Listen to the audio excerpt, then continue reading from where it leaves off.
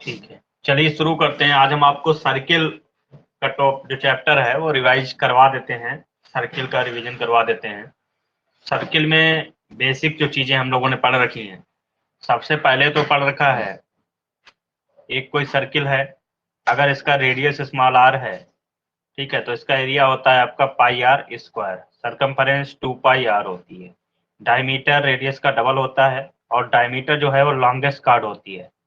Diameter कैसी card होती है? लॉन्गेस्ट कार्ड होती है, जो कि सेंटर से पास होती है, जो कि सेंटर से पास होती है। पहली बात। दूसरी बात है, जो हमने थ्योरम पढ़ रखी है सर्किल में, तो थ्योरम में हमने पढ़ रखा है कि दो सर्किल अगर कॉन्ग्रुएंट हैं, कॉन्ग्रुएंट होने का मीनिंग क्या है कि उनकी रेडियस सेम है, उनकी रेडियस आपस में सेम है।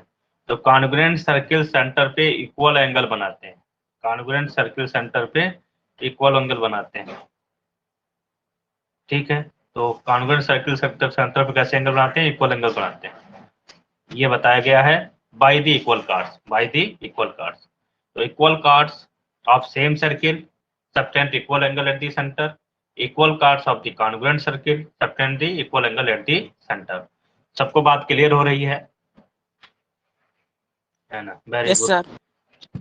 हाँ ठीक है, तो एक तो ये हो गया, ये पॉइंट हम लोगों को पढ़ना था। दूसरा पॉइंट हमारा रहता है, जो आपको बताया है कि अगर कोई एक सर्किल है और सर्किल के कार्ड ए बी है, कार्ड ए बी से सेंटर पे सेंटर से कार्ड ए बी पर परपेंडिकुलर डाला जाए, if O M perpendicular on A B, कि किसी भी सर्किल के अंदर सेंटर से कार्ड पे परपेंडिकुलर डाला जाए, देन डिवाइड्स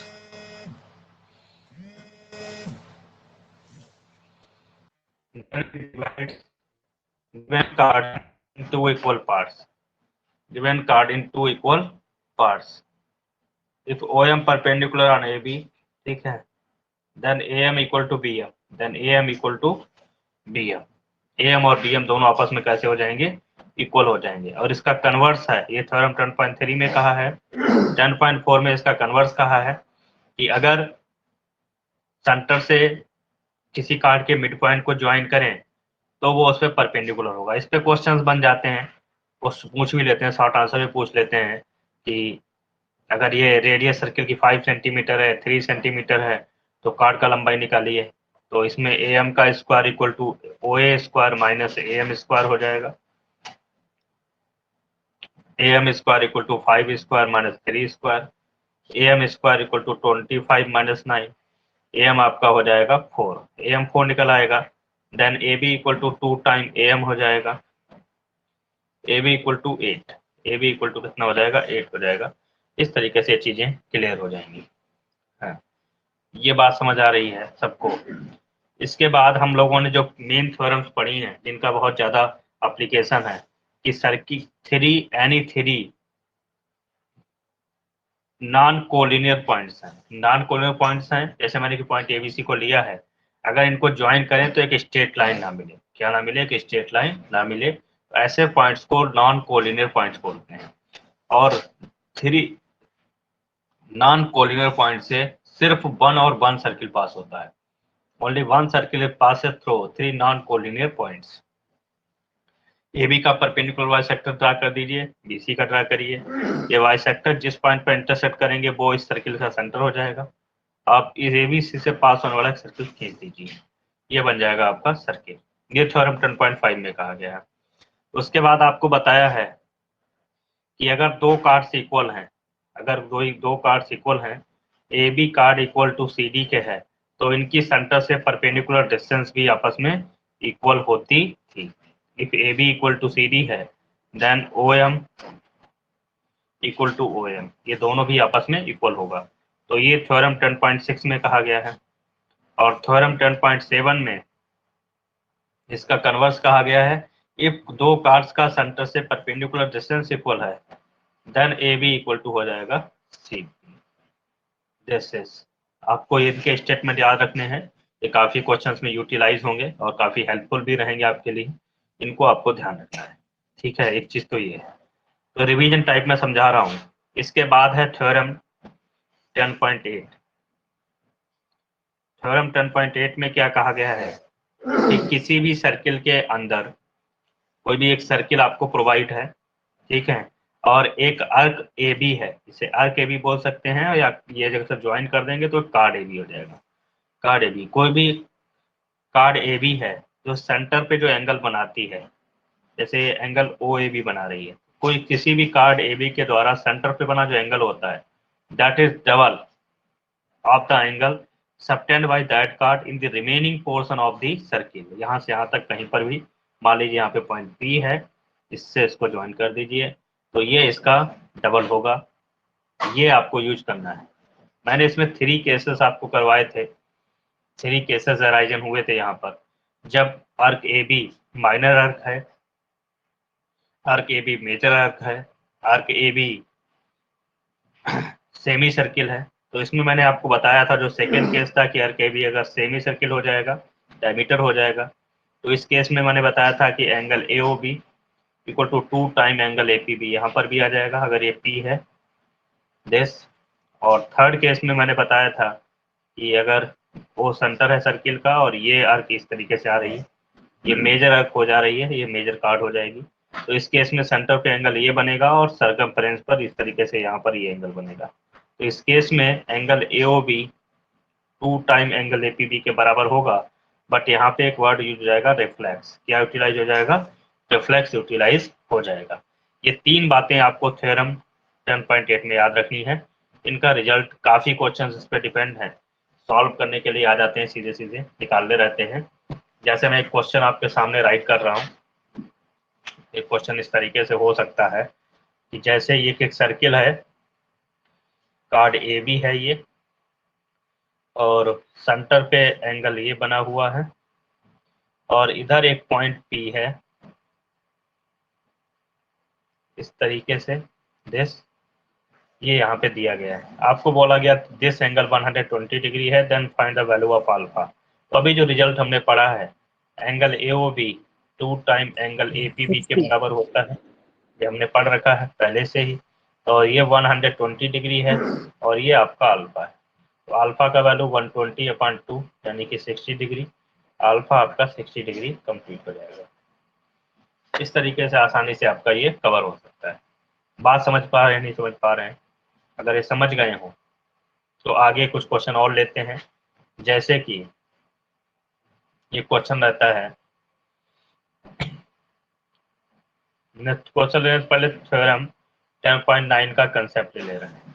10.9 में हमसे क्या कहा गया है कि equal chord subtend equal angle, किसी भी कार्ड की जो इक्वल एंगल इक्वल कार्ड्स हैं, sorry, angle subtend by a chord in the same segment are equal, एक ही सेगमेंट में किसी कार्ड से बने एंगल आपस में इक्वल होते हैं। जैसे कि कार्ड ए बी है ये, जैसे, तो अब ये इधर के पोर्शन में, इधर जितने भी एंगल बनाएगी, angle A P B, angle this, ये सारे एंगल इक्वल होंगे। ये एंगल, ये एंगल, ये एंगल, अगर ये अल्फा है तो ये भी सारे बराबर होंगे। तो एक ही सेगमेंट में, ये वाला मेजर सेगमेंट था, इसी तरीके से ये वाला जो माइनर सेगमेंट है, इसमें अगर ये एंगल बने हुए तो ये एंगल बराबर होंगे। ये एंगल कैसे होंगे? इक्वल होंगे। इसका प्रूवमेंट भी हमने कराया है। थ्योरम्स का प्रूवमेंट काफी इंपॉर्टेंट है, पर एमसीक्यू में रिजल्ट्स ही यूटिलाइज होंगे, तो रिजल्ट्स आपको सारे आने चाहिए। अगर रिजल्ट्स आते हैं तो क्वेश्चन आप आसानी से कर लेंगे और आप कवर हो जाएगा। एक चीज तो ये थ्योरम 10.9 में थी। इसके बाद एक हेडिंग थी साइक्लिक क्वाड्रिलेटरल। क्या हेडिंग थी? Cyclic quadrilateral. साइक्लिक क्वाड्रिलेटरल में हमने बताया था एक ऐसा क्वाड्रिलेटरल जिसके ऑल 4 वर्टिसेस से एक सर्किल ड्रा करना पॉसिबल हो जाए, जैसे ए बी सी डी। एक ऐसा क्वाड्रिलेटरल है जिसके चारों वर्टिसेस से एक सर्किल पास हो रहा है, ठीक है। इसकी खास प्रॉपर्टी रहती है अपोजिट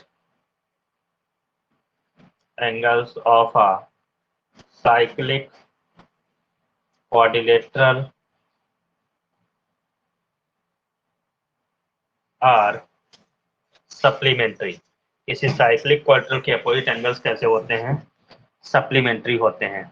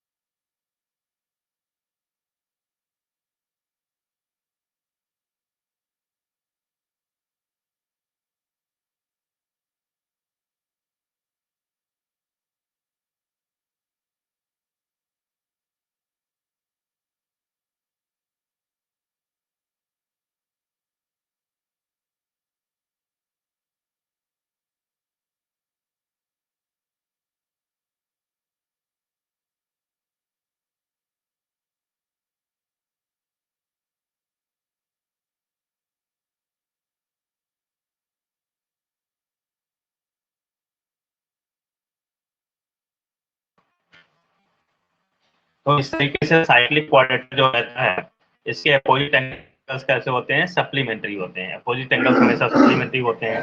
तो ये डेफिनेशन भी साइक्लिक क्वाड्रेटर का है, angle A plus angle C equal to 180 degree, angle B plus angle D equal to 180 degree. तो ये आपको याद रखना है, इस साइक्लिक क्वाड्रिलेटरल का कंसेप्ट है, इस पे काफी क्वेश्चन यूटिलाइज होते हैं।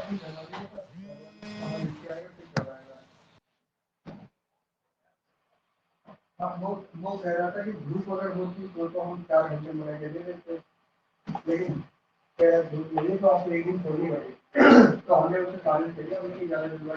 एक चीज तो ये क्लियर हो गई। इसके बाद चैप्टर 10 में कोई खास कंसेप्ट नहीं है, जितना भी मैंने बताया है वही आपको ध्यान रखना है। एग्जामिनेशन पॉइंट ऑफ व्यू से 10.4 ज़्यादा इंपॉर्टेंट है और 10.5, बाकी 10.3 10.2 पे भी क्वेश्चन आ सकते हैं, तो उनको भी आप कर सकते हैं, है ना। कुछ क्वेश्चन उस पर भी आसानी से कर सकते हैं।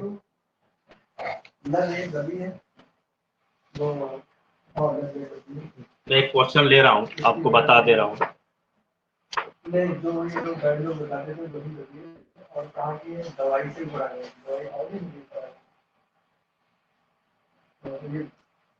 जैसे कि एक्सरसाइज 10.5 का question number 2, exercise 10.5 question number 2, इसमें कहा गया है chord of a circle equal to the radius of the circle. एक सर्किल की कार्ड है जो कि उसकी रेडियस के बराबर है।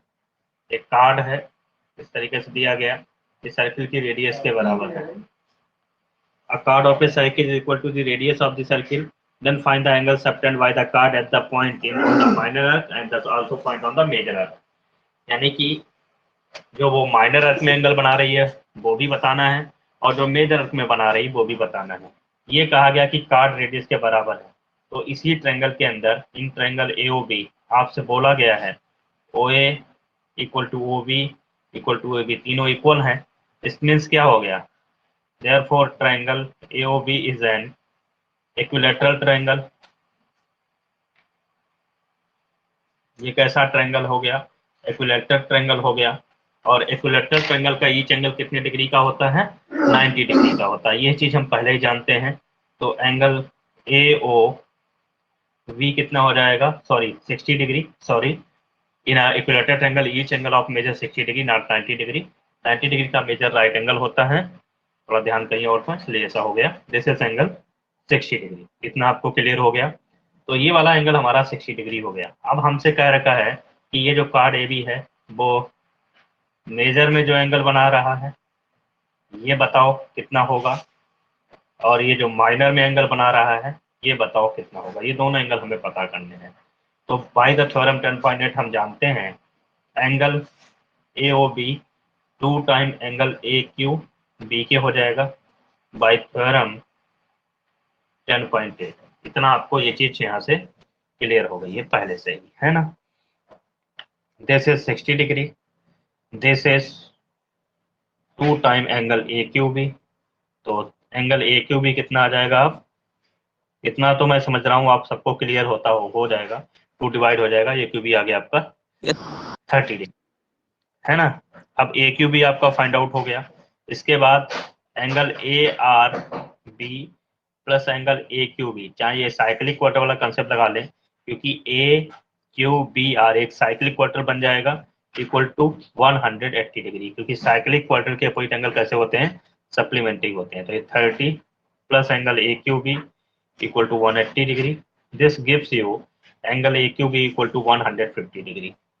अब एंगल AQB आपको फाइंड आउट हो गया, और ये लगाने की बजाय आप ऐसे भी कर सकते थे कि 2 टाइम, सॉरी यहाँ पर angle ARB plus angle AQB equal to 180 degree. Angle AQB आपको प्रोवाइड था 30, ARB फाइंड आउट करना था। ये R है, ये R है, तो एंगल ARB 150 डिग्री आ जाएगा। तो 2 time angle ARB equal to third conclusion जो थी थ्योरम 10.8 की, रिफ्लेक्स ऑफ एंगल AOB के बराबर हो जाएगा। तो 2 time angle ARB equal to 360 degree minus angle AOB, ये कंसेप्ट आ जाएगा। 2 time angle ARB equal to 360 minus 60, तो angle A R B equal to difference बचेगा आपका 300 अपॉन में 2 आ जाएगा इक्वल टू 150। तो चाहे आप इसको ऐसे फाइंड आउट कर लें या ऐसे फाइंड आउट कर लें, दोनों ही तरीके से आपका एंगल फाइंड आउट हो जाएगा। 10.2 का सेकेंड क्वेश्चन है, वेरी इंपॉर्टेंट क्वेश्चन है, आपको ध्यान रखना है। मैंने जितना भी कंसेप्ट इस वीडियो में आपको एक्सप्लेन किया है, आप वीडियो को 2 बार कम से कम देखें, अच्छे से तैयार हो जाएगा। और थैंक्स फॉर वॉचिंग, अच्छे से आपको समझ आया होगा। चैप्टर 10 में आपको जितना भी वर्क कराया है, जितने क्वेश्चन कराए हैं, उनको आप 2 से 3 बार प्रैक्टिस कर जाइए, वो आपके एग्जामिनेशन में काफी पॉइंट ऑफ व्यू से काफी इंपॉर्टेंट है। चैप्टर 10 भी, चैप्टर 13 भी, जो कि कल आना है एग्जाम में। ओके।